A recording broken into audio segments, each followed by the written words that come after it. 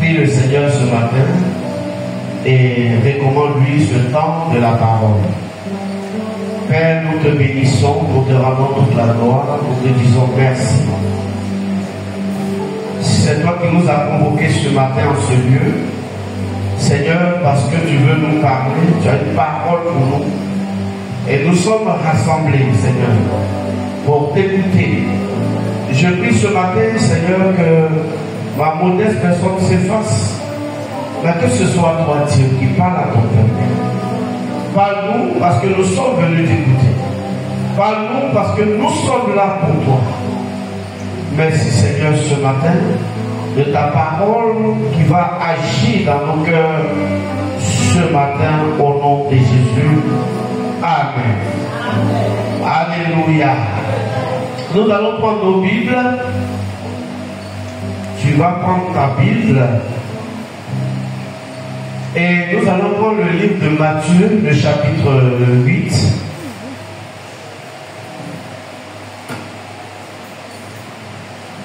Matthieu chapitre 8.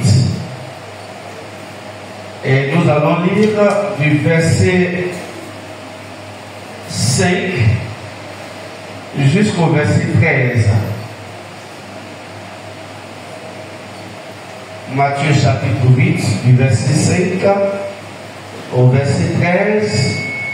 Et on reprendra la même histoire dans Luc chapitre 7, du verset 1 jusqu'au verset 10. Alléluia.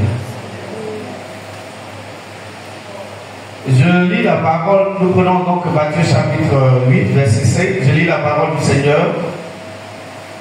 Comme Jésus entrait dans Capernaum, un centenier l'aborda, le payant et disant, Seigneur, mon serviteur est couché à la maison, atteint de paralysie et souffrant beaucoup. Jésus lui dit, j'irai et je le guérirai.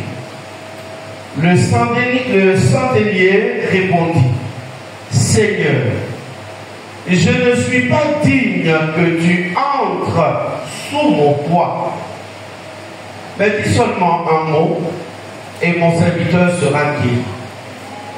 Car moi qui suis soumis à des supérieurs, j'ai des soldats sous mes ordres, et je dis à l'un va et il va, à l'autre viens et il vient, et à mon serviteur fais cela et il le fait. Après avoir entendu cela, Jésus fut dans l'étonnement et il dit à ceux qui le suivaient, je vous le dis en vérité, même en Israël, je n'ai pas trouvé une aussi grande foi. Verset 11. Or, je vous déclare que plusieurs viendront de l'Orient et de l'Occident et seront à table avec Abraham, Isaac et Jacob dans le royaume des cieux.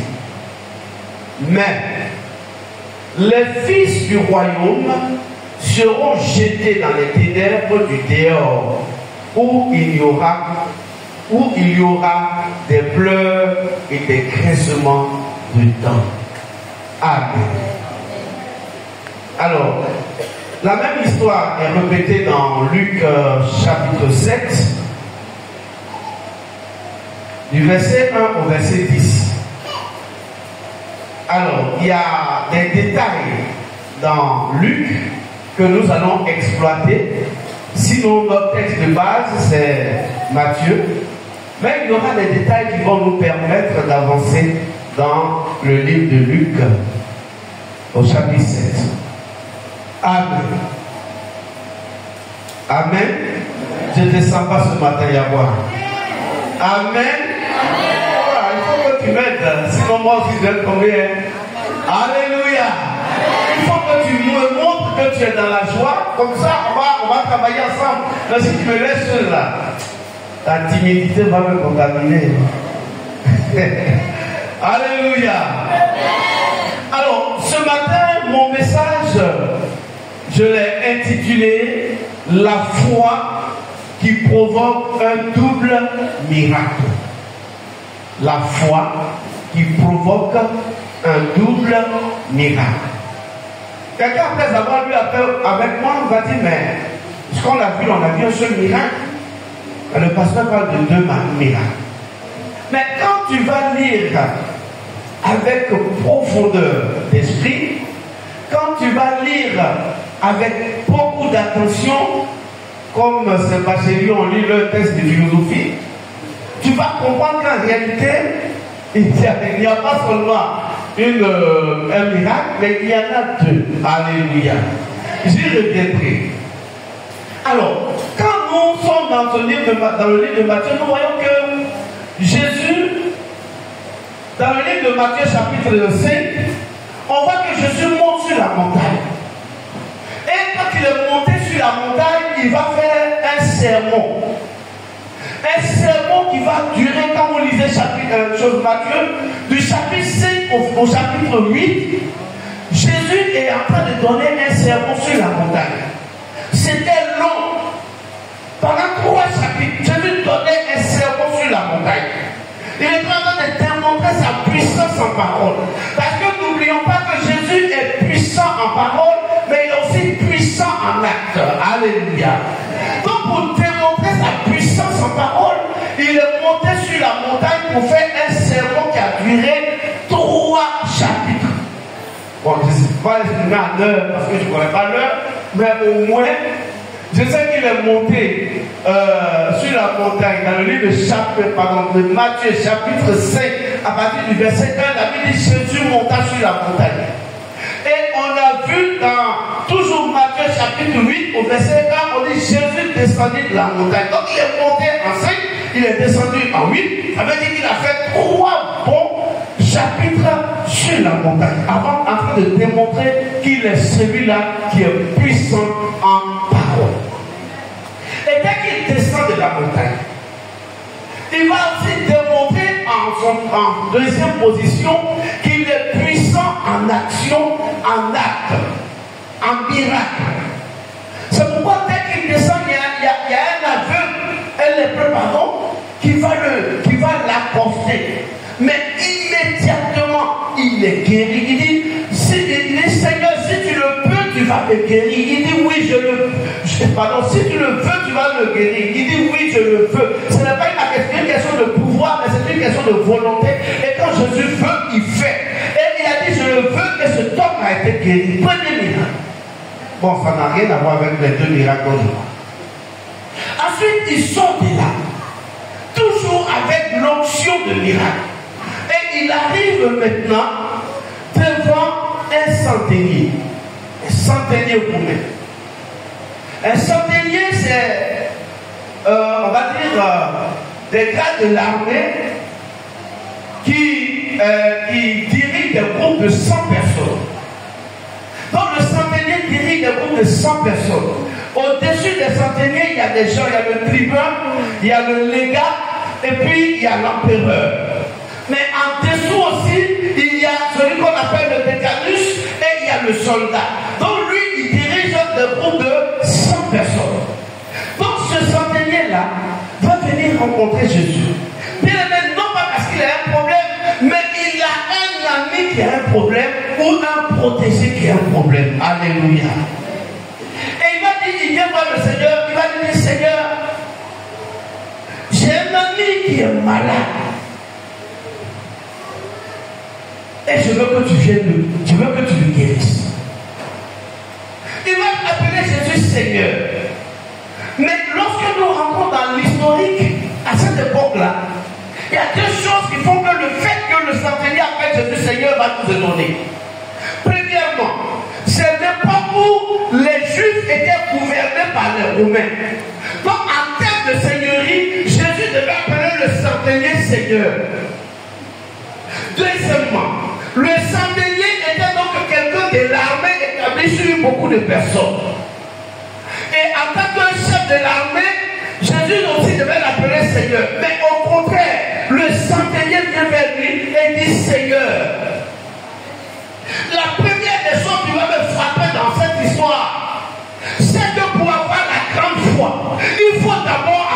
l'humilité. Si tu n'es pas humble, ta foi ne peut pas avancer. Alléluia. Bien aimé, pour que ta foi puisse apporter des choses dans ta vie, si tu veux que ta foi débranche des montagnes pour toi, il faut que toi-même tu sois assis dans l'humilité. Si tu es chrétien, tu n'es pas humble, ta foi ne peut pas t'apporter quelque chose. C'est pourquoi j'ai vu ce matin, s'il y a un chrétien parmi nous qui n'a pas d'humilité, cherche à être humble. Au milieu des hommes, montre que tu es humble. Dans l'humilité, Dieu va t'utiliser plus que tout le monde. Dans l'humilité, Dieu va te lever au milieu de tes amis. Dans l'humilité, Dieu va te donner la grandeur. La première des choses qui m'a frappé, c'est l'humilité de ce centenier. Il va dire Seigneur. Il n'a pas été orgueilleux. Il pouvait dire je suis un homme de l'armée gradée. Ensuite, les Romains commandent les Juifs. Pourquoi tu veux l'appeler Seigneur? Mais lui, malgré ses galons, malgré ses valeurs, il appelle Jésus Seigneur.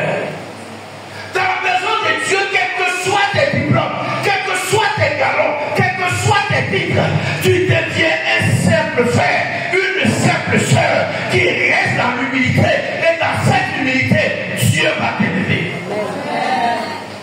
Alléluia. C'est la première des choses qui m'a frappé. Donc je suis en train de dire que ce matin, nous allons voir juste quelques éléments qui m'ont frappé dans ce passage et on va prier. Deuxième chose,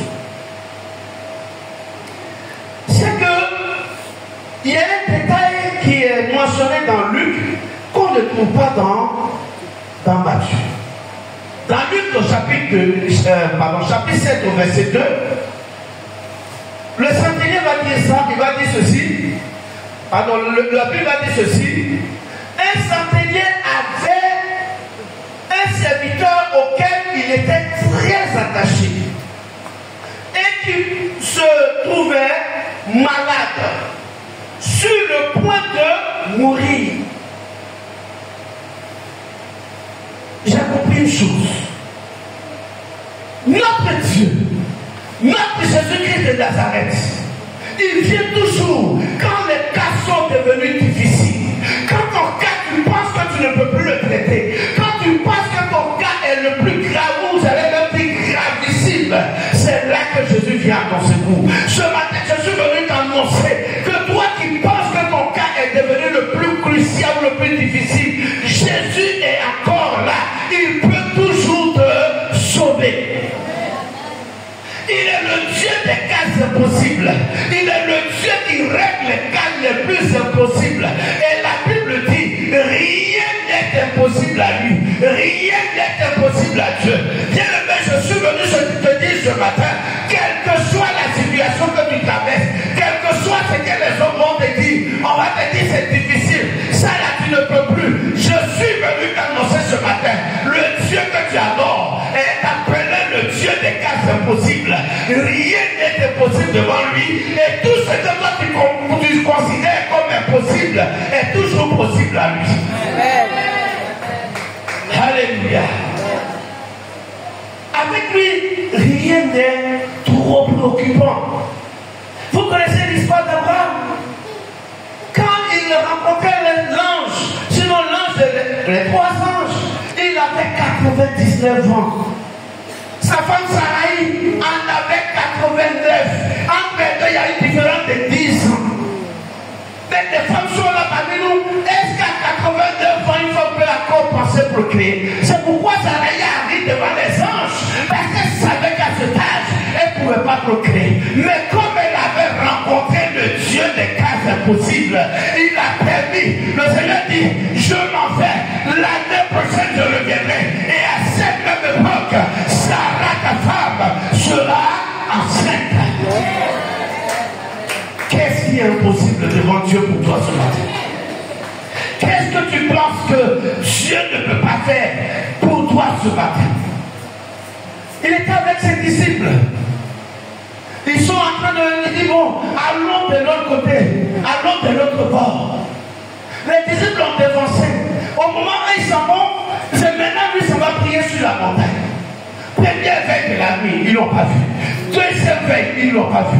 Troisième veille, ils ne l'ont pas vu. À la quatrième veille, c'est qu'il équivaut aux 24 heures du matin. La Bible dit, il aperçoit le marchand sur les eaux. Je suis venu t'annoncer ce matin, le Dieu que tu adores est un Dieu qui est capable de confondre toutes les lois de la nature pour marcher même sur les eaux. Il n'y a rien d'impossible pour lui. C'est pourquoi ce matin, je suis venu t'annoncer qu'aucun cas n'est impossible pour Dieu. Et reste tranquille, parce que le Dieu que tu adores est le Dieu des cas impossibles. Amen. Alléluia. Amen. Tu veux que j'ajoute un autre exemple? Regardons le cas de Lazare. Le jour où on appelle Jésus, on dit Lazare est malade. Jésus, pardon, viens. Vaut mieux guérir quelqu'un malade que de le ressusciter. Il n'est pas venu. Il a continué son chemin jusqu'à ce que Lazare meure. On dit viens, premier jour, il n'est pas venu. Deuxième jour, il n'est pas venu. Troisième jour, il n'est pas venu. Quatrième jour, où l'âme même est déjà très éloignée, où il a commencé à sentir, c'est là que Jésus va venir. Il va opérer le miracle. Et Lazare mort, qui est en train de sentir, va revenir à la vie. Ce matin, je suis venu t'annoncer que le Dieu que tu adores, c'est le Dieu des cas impossibles. Il va ressusciter ce qui est mort en toi ce matin. Il va ressusciter ce qui est mort en toi ce matin.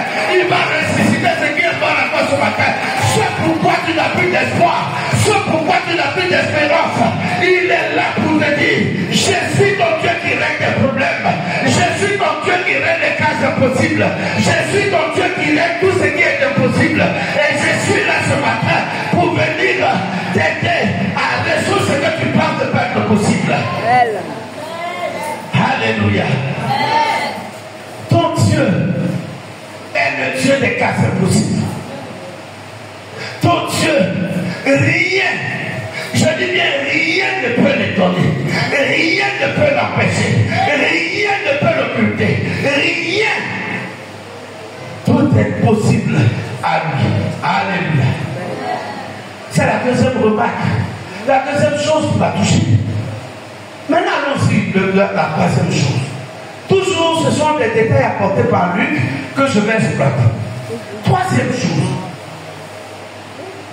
Dans le livre de Luc, toujours chapitre 7, du verset 4 au verset 7, la Bible dit, ils arrivèrent auprès de Jésus et lui envoya quelques anciens juifs pour le prier de venir guérir son serviteur. Alléluia. Verset 4. Ils arrivaient auprès de Jésus et lui adressèrent d'instances supplications disant, il mérite que tu lui accordes cela, car il aime notre région et c'est lui qui a bâti notre synagogue. Alléluia. Deuxième chose. Troisième chose. La Bible nous dit que ce sont des anciens des Juifs qui sont venus pour voir Jésus, pour dire Jésus, on te demande pardon. Le centenier qui est vers toi, là, qui est venu vers toi, pardon, pour guérir son serviteur. Parce que c'est un homme bien. C'est un homme qui, lorsqu'on était dans les problèmes, notre nation avait besoin de secours. C'est lui qui a secouru notre nation. Quand ils ont dit ça, bon, écoute, Jésus ne fait pas politique, non, ça ne l'a pas trop intéressé. Ils vont dépasser la nation. Il dit Jésus, ce centenier-là, je t'en prie, pardon, faut l'aider. Parce que la synagogue dans laquelle tu as prié la semaine dernière, c'est lui qui a construit ça. La synagogue dans laquelle tu as prié le mois passé, là, c'est ce centenier-là qui a construit ça. Alléluia. Et ça m'a interpellé. Frères, sœurs, il faut comprendre que toutes les actions, tout ce que tu fais pour Dieu, Dieu te le rend au centuple. Alléluia. Tes actions parleront pour toi devant Dieu. Les saints que tu portes parleront devant Dieu. Écoutez, notre Dieu fait grâce, c'est vrai. C'est un Dieu de grâce, c'est vrai. Mais il est aussi le Dieu qui répond récompense les actes posés. Alléluia. Il est capable de récompenser ce que tu fais dans cette maison. Il est capable de récompenser les bonnes œuvres que tu poses pour lui. Aujourd'hui, on dit terrain, tu as commencé à contribuer, tu as commencé à prier, tu penses que c'est produit, mais tout ce que tu dépenseras, lorsque ce terrain sera acheté, Dieu va te le rembourser au centime, parce qu'il n'a jamais dû à quelqu'un. Alléluia. L'histoire de Tabitha, vous connaissez? Un jour à Jopé, il y a une maman, une dame, on va dire comme ça. Elle s'appelle Tabitha. Tabitha était morte, malade depuis morte. Alors, la population de Jopé, qu'est-ce qu'ils vont faire? Ils vont prendre le corps de Tabitha, ils ont mis ça dans la chambre haute. Et ils vont appeler l'apôtre Pierre. La Bible dit, les gens sont partis, Pierre est venu, on dit on va prier. Tout le monde est assis autour du corps de Tabitha. Les femmes, elles viennent. Pierre, tu as vu ça? Cette robe-là, c'est Tabitha qui a confectionné ça pour moi. Pierre, tu as vu ça? Cette chemise-là, c'est Tabitha qui m'a donné. Pierre, tu as vu ça? Ce beau pain-là, c'est grâce à Tabitha que je l'ai vu. Et Tabitha, c'était ses œuvres. Tout ce qu'elle a fait pour les serpents de Jopé, c'est ça qu'elle vont prendre pour défendre le cas de Tabitha. Tout ce qu'elle a fait pour ses femmes, c'est ce que ces femmes vont prendre pour défendre Tabitha. Et Pierre va regarder, il va prendre les pains des veuves, les robes des veuves, et il va dire, Tabitha, lève-toi. Et Tabitha donc est morte, va se relever. Qu'est-ce qui a ressuscité Tabitha? Ce sont ses œuvres, tout ce qu'elle a fait à Jopé. Ce matin, je suis venu t'annoncer, tout ce que tu fais pour le Seigneur, il va te le rendre. Tout ce que tu fais pour le Seigneur, il va te le rendre. Regarde tes dîmes, tes offrandes. Tu penses que tu fais trop, mais Dieu va te les restituer. Alléluia. La Bible dit, Abraham était avec sa femme. Il faisait chaud. Les anges sont venus. Et Abraham, malgré sa circoncision, il dit aux anges, je vais demander à mes serviteurs de vous apporter de l'eau. Mais moi-même, Abraham, je vais aller chercher du pain pour vous.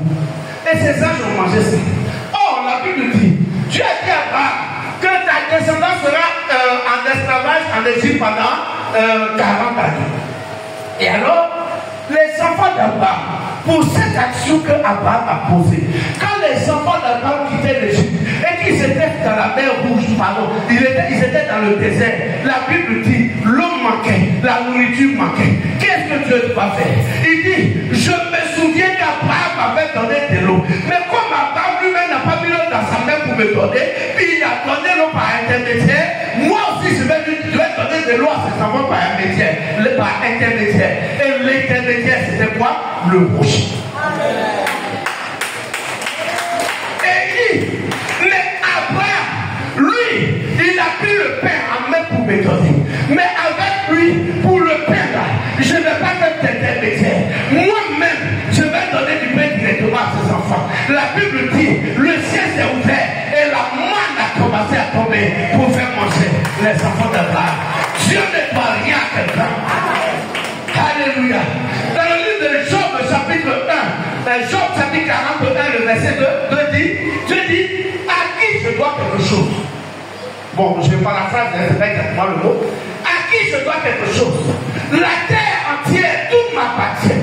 Si je dois à quelqu'un, je suis capable de rembourser. Ce matin, je suis venu te dire, si Dieu te doit quelque chose, la terre lui appartient, les recettes lui appartiennent, l'eau et l'argent lui appartiennent, le ciel lui appartient. Tout ce que tu dois à Dieu, Dieu te doit pardon. Il est capable de te donner au centuple.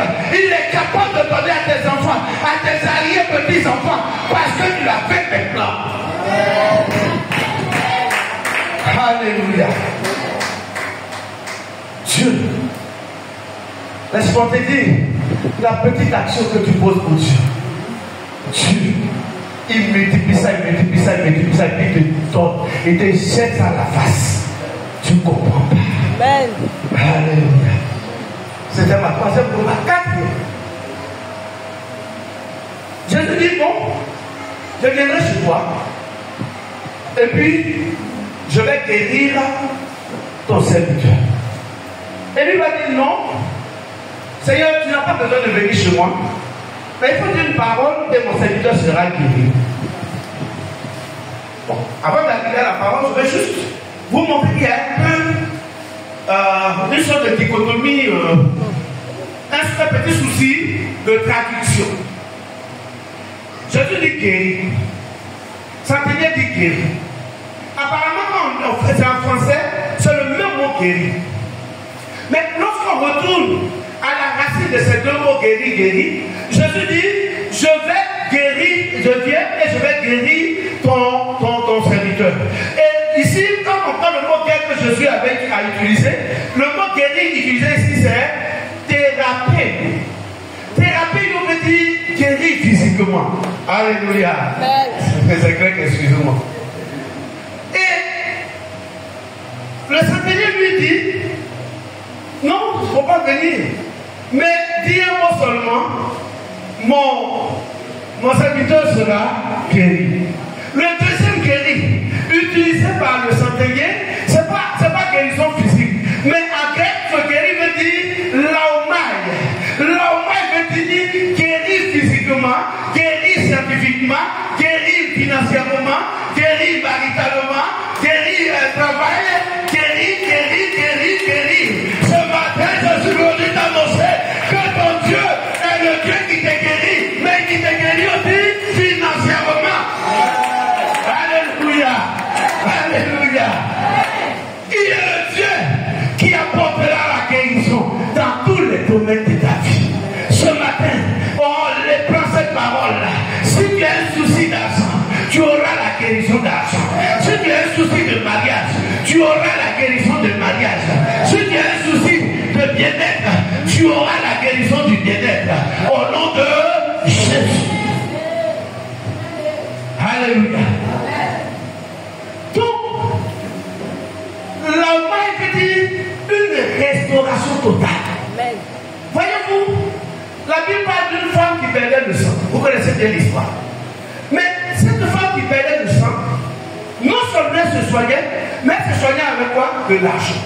Et la Bible dit même qu'elle avait puisé ses économies. Donc elle avait besoin d'une double guérison. Elle avait besoin d'une guérison physique, mais une guérison financière. Ce matin, je suis venu dire à quelqu'un, l'argent que tu as dépensé dans la pharmacie pour guérir ou pour guérir ton enfant, Dieu te le restitue ce matin. Dieu te le restitue ce matin. Parce qu'il est le Dieu qui restitue. Il te donnera la guérison physique. Il te donnera la guérison financière. Il te donnera la guérison psychologique. Il te donnera la guérison matérielle. Il te donnera toutes sortes de guérisons. Alléluia. Je vais maintenant. Il dit, Seigneur, non, je ne suis pas dit que tu viennes chez moi, mais dis seulement un mot, mon serviteur sera guéri. Mais je vous pose la question. Ici, depuis tous les jours, tu viens à l'église. Tu penses qu'un jour, Jésus va venir et dire allons chez toi, et puis tu vas dire non. Au contraire, tu as dit, Seigneur, je vais te dévancer, je vais arranger. Peut-être même s'il n'y a pas de fauteuil chez toi, tu vas commander chez les voisins. Tu vas bien arranger. Parce que quand Jésus va quitter chez toi, c'est la gloire à l'extrême. Alléluia. Mais lui dit, Seigneur, je ne suis pas dit que tu viennes chez moi.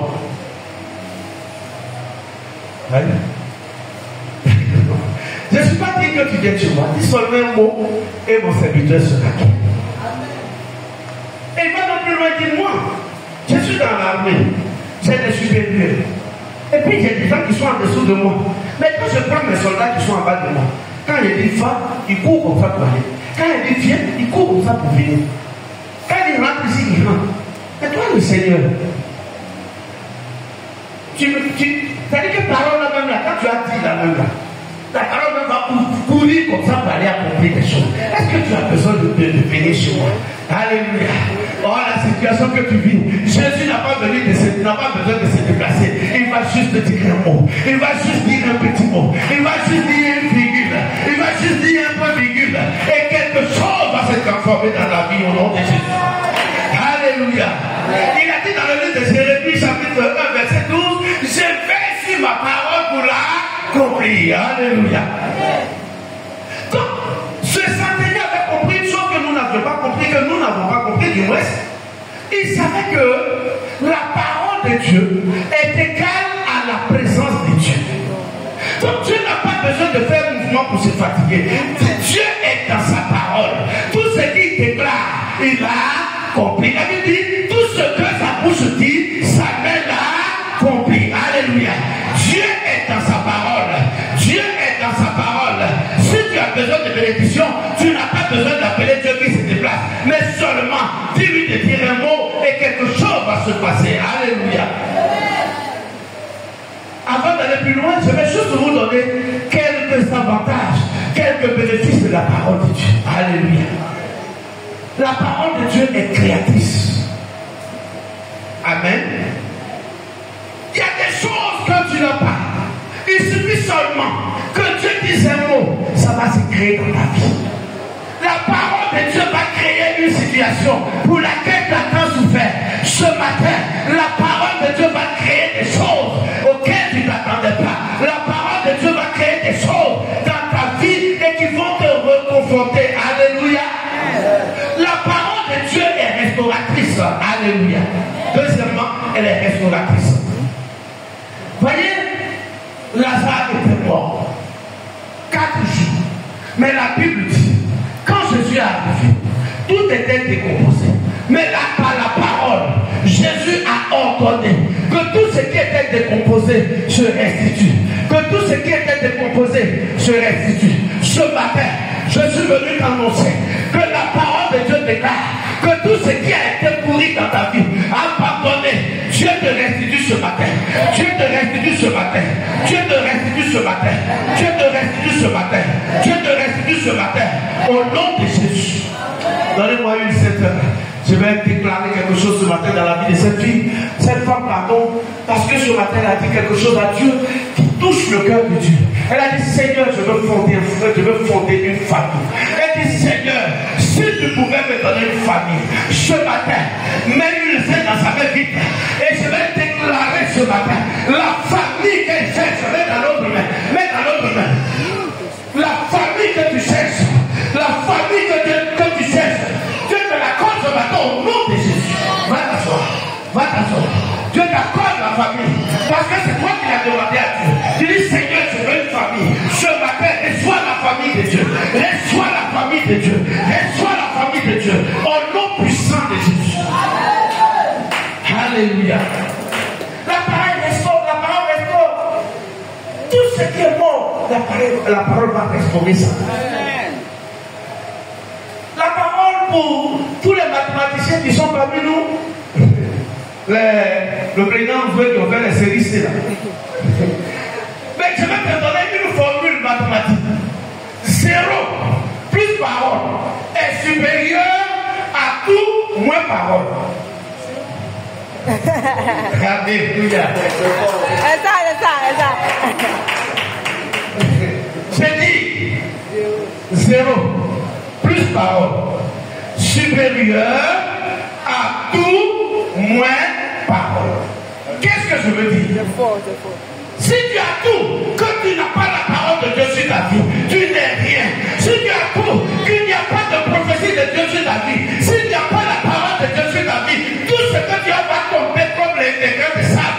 Mais si tu n'as rien, que tu as la promesse, que tu as la parole de Dieu, seulement d'utiliser cette parole et les choses vont arriver à l'existence. La Bible dit qu'au départ, la terre était comme vide. Et Dieu a dit que la terre soit et la terre fut. Parce qu'il a déclaré, ce matin je suis venu te dire, tout ce que tu verras, s'il n'y a pas la parole, c'est 0. S'il y a la parole, tu as tout gagné.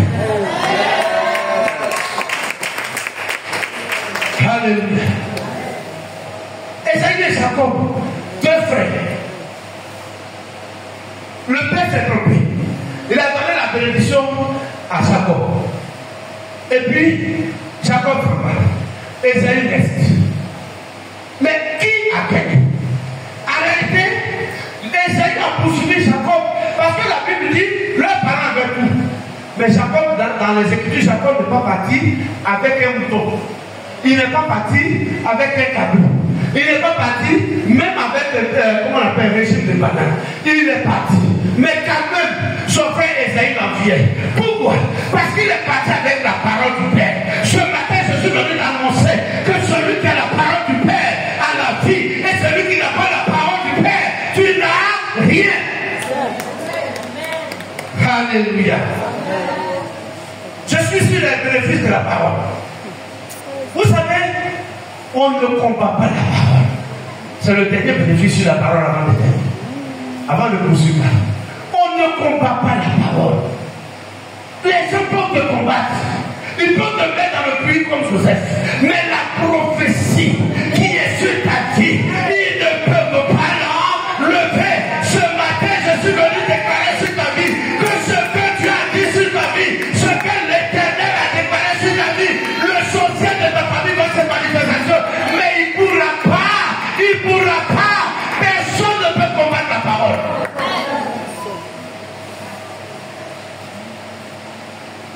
Alléluia.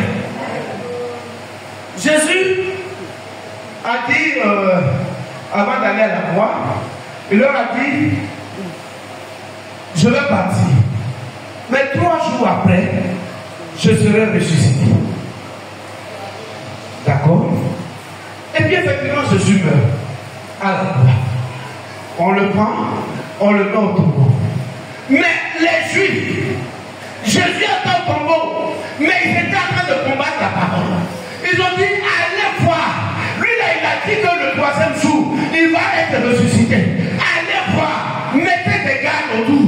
Mettez des gardes. Et ils ont mis des gardes autour pour empêcher la parole de se réaliser. Mais la Bible dit, le 3e jour, tous les gardes étaient en train de dormir. Et pendant qu'ils dormaient, Jésus va être ressuscité et il va sortir du tombeau. Je suis venu t'annoncer, tous ceux qui sont contre toi, si tu as la parole de Dieu dans ta vie, ils ne vont rien faire. Parce que Dieu va faire en sorte que le jour de l'accomplissement de la parole, ils seront endormis. Le jour de l'accomplissement de la parole, ils seront dans le sommeil. Le jour de l'accomplissement de la parole, ils seront comme morts. Et Dieu va réaliser ce qu'il a déclaré sur ta vie. Serviteur de Dieu, je peux te parler. C'est pas libre. Amen. Le Seigneur a déclaré sur ta vie que tu es un serviteur de Dieu. Tu as une onction de prophétie. Tu le sais. Le Seigneur me dit de te dire ce matin. Laisse-moi te combattre. Mais ce qu'il a déclaré sur ta vie, ça va arriver. Tu iras de nation en nation. Reçois l'approbation de Dieu ce matin au nom de Jésus. Alléluia. La parole s'accomplit toujours sur ta vie. Alléluia. Amen.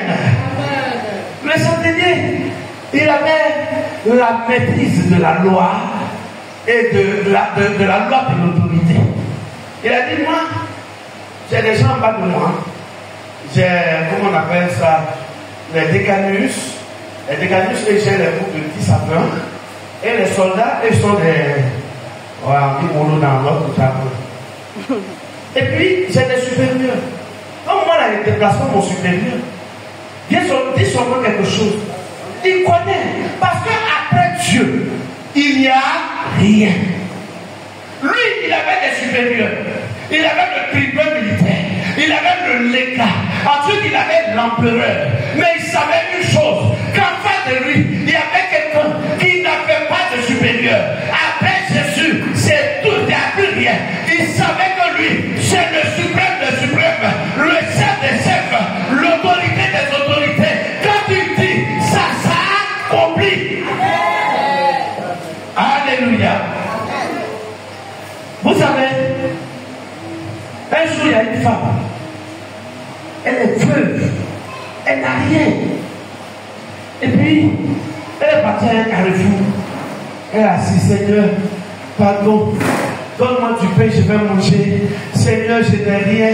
Est-ce que je peux avoir du pain à manger? Est-ce que je peux avoir quand à manger? Est-ce que... Et puis, il y avait un sataniste qui était à côté. Il dit, tu as vu? Cette femme, son Jésus, il ne lui donnera jamais en aide. Et il va dans le supermarché. Comme elle demandait pain, il a payé pain sucré, pain au lait, pain poivron, pain complet. Il a payé toutes sortes de pain. Et comme il n'est pas satisfait, il a ajouté le yaourt, il a ajouté tout ce qu'elle veut pour manger et pour être heureuse. Et il dit aux enfants, tenez, envoyez ça à la vieille qui est là-bas. Dites-lui, quand elle va recevoir là, dites-lui que ce n'est pas Jésus qui a envoyé, c'est Satan qui a envoyé. Donc les enfants s'en vont. Ils s'en vont les bras chargés. Donc quand la femme les voit, elle dit, oh Seigneur, merci, merci. Oh, quand j'ai prié, tu m'as envoyé à manger. Seigneur, merci. Les enfants disent, maman, attends d'abord. C'est pas ton Seigneur, c'est ton nom qui est là-bas là, qui nous a envoyé. Il dit, c'est Satan qui t'envoie manger. Elle dit, oh Seigneur, merci. Merci encore Jésus. Merci. Oh les enfants, vous savez, quand Dieu est dans ton affaire, même l'autorité Satan t'envoie à manger. Quand Jésus est dans ton affaire, ce sont des ennemis qui t'apportent à manger. Ce sont des ennemis qui t'apportent à manger. C'est ton frère qui sont contre toi, qui vont dire ton nom. Parce que Jésus est dans ton affaire.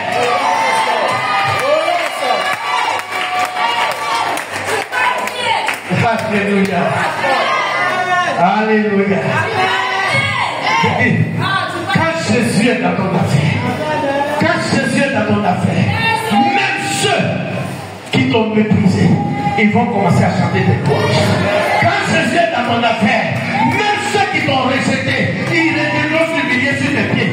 Parce que Jésus va ouvrir une porte, de sorte que même ceux qui t'ont humilié, ils vont se sentir petits que toi. Parce que Dieu leur a fait pour glorifier son nom. Alléluia. Gloire à Dieu. Je termine. Oh, maintenant, 33 ans, il est déjà presque là. Il dit, Seigneur, dis seulement un mot. Oh, ce matin, je déclare que Dieu dise un mot sur ta vie. Ce matin, ma prière, c'est que ton Dieu dise un mot sur ta vie, afin que ce que tu voyais sécher reprenne vie ce matin au nom de Jésus. Tout ce que tu avais perdu, ça va reprendre vie ce matin au nom de Jésus. Et le Seigneur Jésus va étonner. La Bible dit, le Seigneur était dans l'étonnement. Il était étonné. Il dit en Israël, je n'ai jamais vu, jamais de la vie, une aussi forte foi. Et la Bible montre deux personnes. La femme syno-phénicienne et cet homme. Ce sont deux qui ont dans le Nouveau Testament qui avaient la plus grande foi. Qu'est-ce que Jésus va leur dire? Je termine par là. Oh, désolé ce matin, mes lunettes, je voulais porter les lunettes pour faire malin et puis faire photo. Et puis c'est ça qui est resté sur mon visage pour venir. Donc je ne vois pas trop bien.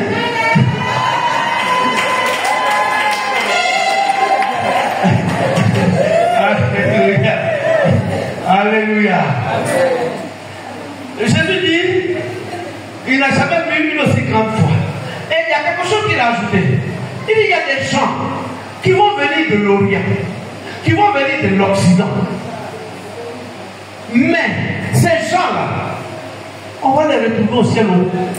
Par contre, nous-mêmes juifs, destinés au ciel, beaucoup parmi n'iront pas.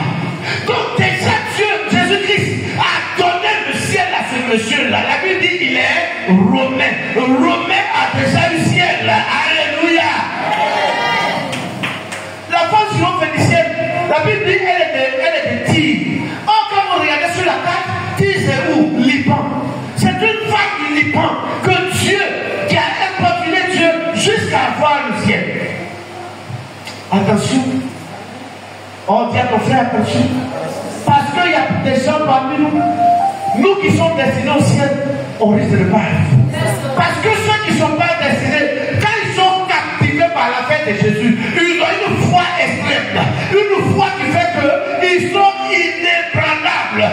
Mais nous, souvent, on prend une partie et on jette l'autre partie parce qu'on se dit qu'on est déjà au ciel. Attention! Alléluia! Et donc, cet homme, il est venu vers Jésus. Pourquoi, s'il vous plaît? Si on se souvient bien. Hein, j'ai pas entendu? pour guérir son serviteur. Premier miracle. Au-delà de la guérison du serviteur, Dieu dit, je n'ai jamais vu un homme qui a aussi une grande foi. Aujourd'hui, là même là, je te donne aussi le paradis. Tu seras assis avec Abraham, avec Isaac, avec Jacob. Il a eu 2 miracles. Ce matin, j'annonce sur ta vie un double miracle. Un double miracle. Tu cherches un enfant, mais Dieu te donne ce matin l'enfant et le travail. Tu cherches un foyer, Dieu te donne ce matin le foyer et le travail. Le Seigneur t'accorde un double miracle. Au nom puissant de Jésus. Alléluia. Il me reste 2 minutes, on va prier. Tiens-toi debout. Et tu vas dire au Seigneur, juste un mot sur ma vie. Tu vas demander au Seigneur de dire un mot, un simple mot, selon là où tu veux t'orienter, selon ce que tu veux.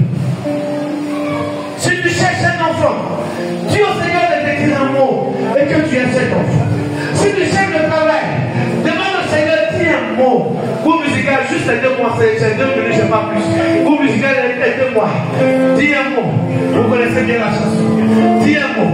Frères et sœurs, prions Dieu ce matin, c'est sérieux. Demande quelque chose à Dieu. Et Dieu, Seigneur, dis un mot. Dis un mot. Dis un mot seulement, Seigneur. Et quand le Seigneur va dire ce mot, quelque chose va se passer dans ta vie. Dis le Seigneur ce matin. Groupe musical, allons-y. Juste 2 minutes. Non, c'est pour ça que j'ai vu le groupe musical. Compris. Dis le Seigneur. Dis au Seigneur, dis un mot sur ma vie. Dis un mot. Dis le Seigneur, pendant que ça passe. Pendant que ça passe. Dis au Seigneur de dire un mot. Dis au Seigneur de dire un mot. Dis au Seigneur de dire un mot. Dis au Seigneur de dire un mot. Dis au Seigneur de dire un mot. Le Seigneur déclare ce matin une victoire que tu attends maintenant. Une victoire que tu attends maintenant. Une victoire que tu attends maintenant. Au nom de Jésus. Exprime la victoire ce matin. Merci Seigneur. Prie ce matin. Dis au Seigneur de dire un mot.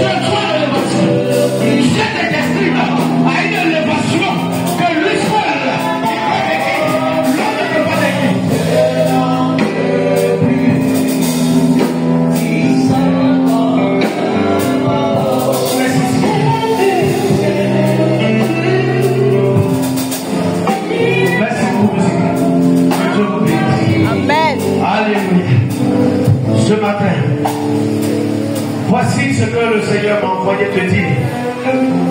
Tu peux continuer la prière à la personne. La grâce te visitera au nom de Jésus. Amen.